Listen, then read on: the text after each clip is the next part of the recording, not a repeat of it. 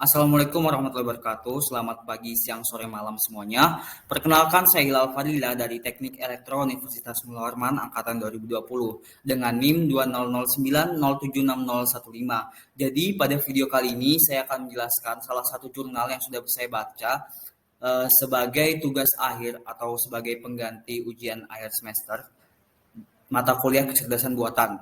Nah, saya mau mengambil jurnal dengan tema An Expert System for Diagnosing IDSs Using Forward Chaining Method. Jadi, saya mengambil judul sistem pakar untuk mendiagnosa penyakit mata menggunakan forward chaining method. Nah, kemudian points will be discussed in this video ada 5. Yang pertama ada what is expert system, what is forward chaining method, yang ketiga ada sistem arsitektur, yang keempat ada research method, yang kelima ada conclusion atau kesimpulan. Nah, sebelumnya saya akan memberikan pendahuluan terlebih dahulu. Nah, jadi penelitian jurnal yang saya baca ini bertujuan untuk merancang sebuah aplikasi sistem pakar untuk mendiagnosa penyakit mata menggunakan metode forward chaining dan untuk mengetahui penerimaan pengguna terhadap aplikasi ini melalui pengujian usability. Mata dipilih karena merupakan salah satu dari panca indera yang sangat sensitif dan penting. Lingkup kerjanya diperluas menjadi 16 jenis penyakit. Yang digunakan adalah bahasa pemrogram PHP dan MySQL sebagai Relational Database Management System atau RDBMS. Hasil yang diperoleh menunjukkan bahwa sistem pakar berhasil mendiagnosa penyakit mata sesuai dengan gejala yang dipilih yang dimasukkan sebagai query dan evaluasi sistem melalui usability testing menunjukkan sistem pakar untuk diagnosis penyakit mata memiliki tingkat kepuasan yang sangat baik yang meliputi kemampuan belajar, efisiensi, daya ingat, kesalahan, dan kepuasan sehingga sistem dapat diterima di lingkungan operasional. Nah, kemudian saya akan menjelaskan what is expert system, apa itu sistem pakar. Sistem pakar adalah perangkat lunak yang dirancang khusus berbasis artificial intelligence atau kecerdasan buatan, di mana sistem berusaha untuk mengadopsi pengetahuan manusia ke komputer, agar komputer dapat memecahkan suatu masalah tertentu dengan meniru pekerjaan para ahli. Kalau misalnya bisa kita kasih contoh, itu seperti, bukan contoh sih, ada perbandingan dengan Halodoc dan Halodokter. Itu dua website yang agak mirip sistemnya sama sistem pakar. Namun itu masih belum bisa disebut sistem pakar seutuhnya, karena di situ kita masih melibatkan peranan dokter secara langsung. Sedangkan di sistem pakar ini kita tidak perlu menggunakan peranan dokter secara langsung untuk turun tangan di web tersebut. Jadi sistem pakar ini saat kita membuat website sistem pakar itu kita perlu menggunakan aturan-aturan seperti if mata bengkak dan obatnya apa atau hasil diagnosisnya apa. Nah, sedangkan di Halodoc atau Halodoc itu juga kita bisa bertanya, namun itu masih memerlukan turun tangan langsung oleh ahlinya gitu. Nah, kemudian untuk metode yang kita gunakan pada kali ini yaitu forward chaining method. Apa itu forward chaining method? Adalah metode pencarian atau penarikan kesimpulan yang berdasarkan pada data atau fakta yang ada menuju ke kesimpulan. Penelusuran dimulai dari fakta yang ada lalu bergerak maju melalui premis-premis untuk menuju ke kesimpulan atau bottom up reasoning. Nah, untuk forward chaining method ini ada kayak DFS, BFS, depth first search, breadth first search. Kemudian selanjutnya ada sistem arsitektur. Yang sistem arsitektur ini ada 5, pakar domain, perancang, mesin inferensi, basis pengetahuan antarmuka pengguna. Nah, sistem pakar itu terdiri dari 5 tersebut dan ada hubungan antara subdivisi yang menjadikannya sebagai sistem pakar. Pakar domain terhubung ke basis pengetahuan untuk memberikan aturan dan fakta. Nah, kita mendapatkan aturan dan fakta itu dari mana? Jadi kita mendapatkan aturan dan fakta itu setelah kita berkonsultasi dengan ahlinya. Seperti kita ini kan bukan kita, maksudnya dari peneliti itu meneliti tentang penyakit mata. Jadi kita harus mengetahui aturan-aturan atau fakta-fakta itu melalui yang ahli seperti dokter spesialis mata. Jadi kita untuk memberikan fakta atau aturan itu kita perlu melakukan konsultasi dengan dokter spesialis mata. Nah, pakar domain ini biasanya ahli dalam tubuh atau bidang, basis pengetahuan penyimpanan aturan dan fakta yang disimpulkan. Basis pengetahuan juga terhubung ke mesin inferensi yang digunakan untuk memproses aturan atau menyimpulkan seperangkat aturan atau fakta lain. Mesin inferensi biasanya dirancang oleh programmer atau desainer. Kemudian mesin inferensi itu terhubung ke user interface pengguna untuk digunakan untuk mengumpulkan data dari pengguna. Nah, kemudian ini seperti yang bisa dilihat di PowerPoint saya, ini merupakan bagian dari sistem pakar kita, bukan kita, maksudnya dari peneliti. Nah, dari pengguna itu akan memberikan kayak kenapa pengguna itu menggunakan aplikasi itu, misalnya kayak matanya bengkak, nanti kayak dikasih pilihan gitu, matanya bengkak, matanya ini, matanya itu.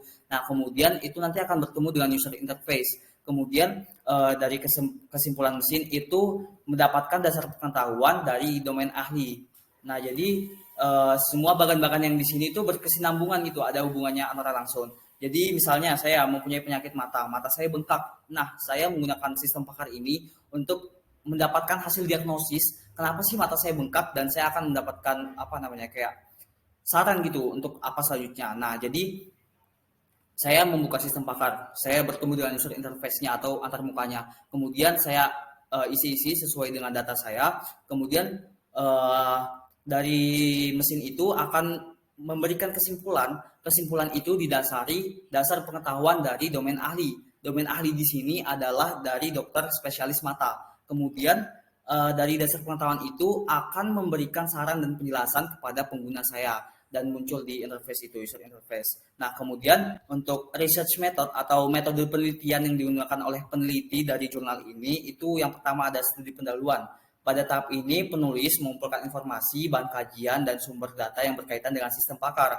Metode forward chaining, role based reasoning, jenis penyakit mata pada manusia, gejala penyakit mata, dan solusi pengobatan atau pencegahannya.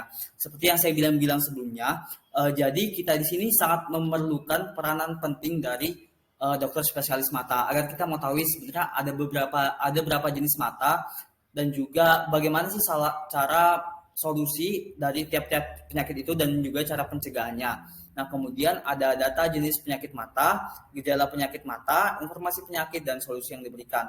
Data yang dibutuhkan dalam penelitian ini diperoleh dari studi pustakawan dan konsultasi atau dari para ahli.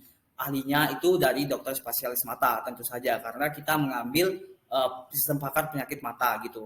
Berdasarkan data yang terkumpul, peneliti melakukan langkah-langkah analisis. Nah, yang pertama membuat daftar dan kode penyakit mata beserta gejalanya. Perangkat lunak sistem pakar ini dapat mendiagnosis 16 jenis penyakit mata dengan 41 gejala penyakit. Jadi setelah kita berkonsultasi dengan dokter-dokter spesialis mata, kita kemudian mengklasifikasikan dari jenis-jenis penyakit mata yang ada dan dihasilkan 16 jenis penyakit mata dengan 41 gejala penyakit itu. Nah, kemudian peneliti juga membuat role based system untuk mengenali jenis penyakit mata. Diperlukan aturan dalam penulisan sistem pakar. Ada 16 aturan dan hierarki rantai ke depan yang disebut sebagai sistem berbasis aturan. Yang keempat ada desain sistem perancangan. Sistem ini meliputi perancangan proses yang digambarkan dengan menggunakan pohon keputusan, diagram konteks, yang menjelaskan hubungan antara input atau output antara sistem dengan dunia luar, data flow diagram atau DFD, perancangan database, dan user interface. Yang kelima ada implementasi sistem. Kegiatan yang dilakukan pada tahap ini itu pemrograman atau coding. Tahapan ini merupakan penerjemahan desain ke dalam bentuk bahasa pemrograman komputer. Pada peneliti ini menggunakan pemrograman PHP. Kemudian yang keenam ada evaluasi sistem. Evaluasi sistem itu menggunakan pengujian usability. Biasanya pengujian usability ini kita dengan cara mengumpulkan beberapa responden dan kemudian akan kita berikan user interface kita. Maksudnya kayak kita kasih ini nih, kita mau buat ini. Coba deh kamu gimana sih cara kamu gunain dari aplikasi yang kita buat gitu. Nah, dari hasil usability ini untuk mengetahui seberapa mudah sih user interface yang kita buat dan seberapa cepat para pengguna ini bisa memahami interface yang kita buat, sehingga sistem dapat diterima di lingkungan operasional. Karena jika kita membuat interface yang mudah dan sangat gampang dihafal, itu akan sangat membantu pengguna untuk penggunaan sistem pakar yang kita buat ke depannya. Nah, kemudian ini merupakan bagan yang digunakan oleh peneliti untuk research method pada sistem pakar untuk mendeteksi penyakit mata ini. Yang ada studi pendahuluan 1, metode forward chaining, role based reasoning, jenis gejala penyakit mata dan pengobatan atau solusi pencegahannya. Kemudian pengumpulan data, studi sastra, data jenis dan gejala penyakit mata serta pengobatan dan solusi pencegahannya, wawancara dengan pakar atau dokter spesialis mata.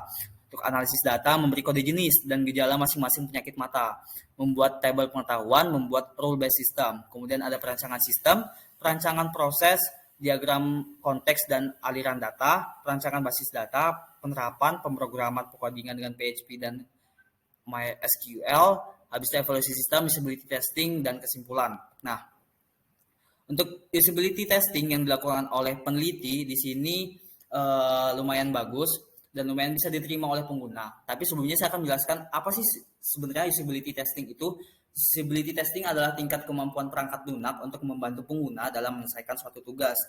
Langkah awal dari pengujian usability adalah memberikan beberapa tugas kepada pengguna saat berinteraksi dengan sistem yang diuji. Jadi tujuan kita mengadakan usability testing ini adalah agar kita mengetahui sebenarnya aplikasi yang kita buat ini gampang nggak sih buat diterima atau dipahami oleh para pengguna yang calon para pengguna kita. Nah, dengan diadakan usability testing ini kita dapat mengevaluasi misalnya kita kurang di learnability. Jadi kayak interface kita ini agak susah nih. Misalnya warnanya atau bahkan tombol-tombolnya ada yang kesembunyi atau apa. Nah, itu dilakukan usability testing itu untuk mengetahui hal-hal seperti itu dan untuk mencegah di kemudian hari. Jadi saat peluncuran aplikasi yang kita luncurkan itu, maka aplikasi kita bakal kayak lebih bagus lah intinya, lebih well prepared dan lebih matang. Nah, untuk penjelasan di sini, aspek dari usability yang dites itu yang pertama adalah learnable. Learnable itu menggambarkan tingkat kenyamanan pengguna untuk menyelesaikan tugas dasar ketika pertama kali melihat. Nah, kemudian yang kedua ada efisiensi, menjelaskan seberapa cepat pengguna dapat menyelesaikan tugas pertama kali mempelajari sistem. Dan juga yang ketiga ada memorability, menjelaskan tingkat kenyamanan pengguna dalam menggunakan sistem setelah tidak menggunakan sistem untuk sementara. Habis itu yang keempat ada errors, menggambarkan kemungkinan kesalahan atau kesalahan yang dilakukan oleh pengguna dan seberapa mudah mereka dapat mengatasi mereka. Yang terakhir ada satisfaction, menggambarkan tingkat kepuasan dari para pengguna dalam menggunakan sistem yang telah dibuat. Nah, kemudian untuk conclusion atau kesimpulan, hasil yang diperoleh menunjukkan bahwa sistem pakar berhasil mendiagnosa penyakit mata sesuai dengan gejala yang terpilih, dimasukkan sebagai query dan rekapitulasi. Nilai usability hasil menunjukkan bahwa semua atribut nilai usability apprehensi oleh user memiliki nilai rata-rata di atas 4. Oleh karena itu, dapat mengatakan bahwa perangkat lunak aplikasi sistem pakar memiliki nilai kegunaan yang sangat baik, antara lain dapat dipelajari, efisiensi, daya ingat, dan kepuasan. Jadi setelah kita lakukan usability testing, para user kita itu memberikan nilai rata-rata di atas 4, yang dimana berarti aplikasi yang kita buat itu mudah dipahami, dan juga memorable, dan juga learnable, dan lain sebagainya. Nah, kemudian ini merupakan ini merupakan 3 gambar yang dibuat oleh peneliti. Yang paling kanan adalah halaman utama atau user interface halaman utama saat kita memasuki sistem pakar yang sudah kita buat. Yang gambar yang di tengah merupakan pengisian dokumen. Jadi seperti yang tadi saya bilang di awal, di sistem pakar ini kita menganut aturan, ada aturan-aturannya gitu. Jadi kita perlu mengetahui apa sih sebenarnya gejala-gejala dari pasien biar kita bisa memberikan hasil yang diagnosis yang baik sesuai dengan dasar-dasar atau domain yang telah diberikan oleh pakar ahli atau yang biasa kita atau yang di sini yang bersangkutan adalah dokter spesialis mata. Nah, mungkin itu saja yang dapat saya sampaikan. Kurang dan lebihnya mohon maaf. Wassalamualaikum warahmatullahi wabarakatuh.